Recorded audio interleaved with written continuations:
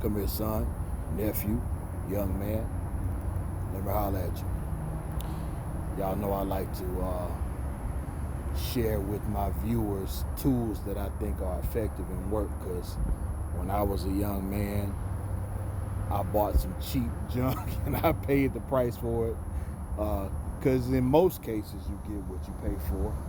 But then again, there's been some times when I spent a lot of money and it was like, I found something later where I could have saved a little money. So here's something that you've probably seen a million times on YouTube, but for $40, why not? Now, my use of knives has changed drastically since you might have, because it's been a while since I've been on this channel. So if you go back to the older videos, I was doing a lot more stuff around my house, and then a lot of work for the lawn service that I started for my son, but he ain't interested in it, so it's not something I focus on anymore. I've been paying somebody to do my lawns lately. Right now, what I need for the delivery service that I operate on behalf of one of my family members, to benefit them mostly, all I really need right now is to be able to open a few boxes. And me personally, I do like to preserve the sharpness of my blades. So if I can go down that tape, which I think the blade on here is thin enough to do, I got a Spyderco PM2. If you look at the spine and the actual area behind the edge of these, they are very similar as far as thickness is concerned. This is AUS 8 steel. I have a cold steel Tough Light serrated in AUS 8, and it's serrated, so I can't say for sure how it's a good steel for me. You know, I know some of these guys are like, "Oh yeah, dude, I beat the crap out of my knife, bro." Well, I do what I need to do with them. Cut boxes, cut objects. Sometimes if I left I smoke cigars, so if I left my ashtray, I might make one out of a Ballard can. I don't have any quote unquote hard use tasks right now. So this one, I just need it to be able to fit in this pocket of these 511 tactical ABR pants. So where it ends up going is over the Velcro of the cargo pant.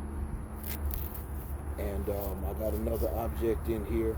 So I actually was using a Spyderco Persistence for that, but the clip on it is too tight.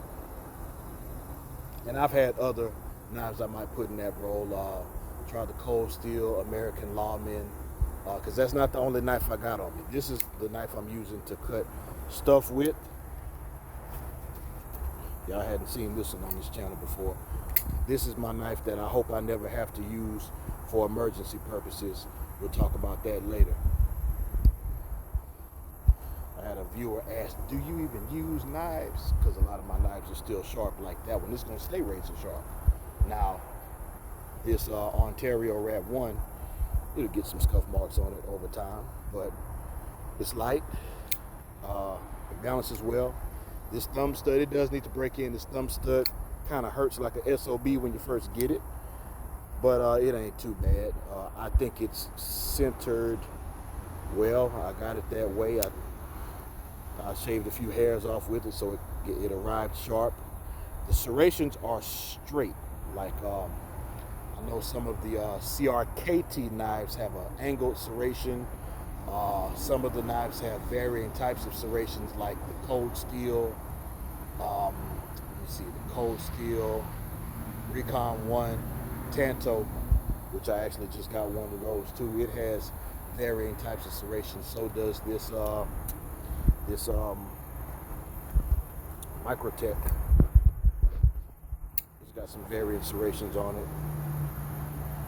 So these are just straight, plain serrations. To be honest with you, do I need this? Not necessarily. I forget what type of steel this one is. Let me see. Oh man, I want to say this might be M390. I can't remember. But this has got a specific role, a specific task. But in reality, for where I'm at right now in life, could I get by with just something like this? Yeah. I mean, they both got a liner lock. One's automatic, one ain't. And I have a manual version of that Microtech as well. But for me, just to cut a few boxes, maybe cut a solid object every now and then.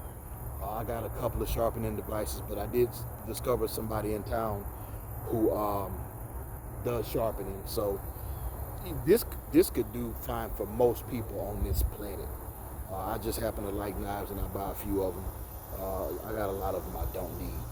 You can switch the directions that it actually comes tip down, so you can. I changed it to tip up, and you can go left-handed, right-handed. I mean, shucks, you've seen this knife a million times. You don't need me to talk about it, but I think it's a good thing for. Let me see. So truck drivers, maybe lawn service guys. Let me see, what other trades might this work for? Steel workers and stuff like that. I don't know. The welding instructor at the school I work at during the day, he's got him a doggone Kershaw, probably with some HCR13 MOV, and he does just fine with a whetstone to keep it sharp. So most people could get by with this. I see why. I get why people like it so much. It is kind of junky if you ask me. It's 4-inch blade, probably about a 4-inch handle. But it comes in different colors. You can get better steels. You can get the D2 steel. I think it's a good buy. Who knows? If I would have bought one of these when I first got into knives and tried to buy a decent knife, I may have never had to buy another one. I don't know. I ain't had it that long. But for what I need, it does just fine. And as always, never lose the will to win. Never lose the will to survive.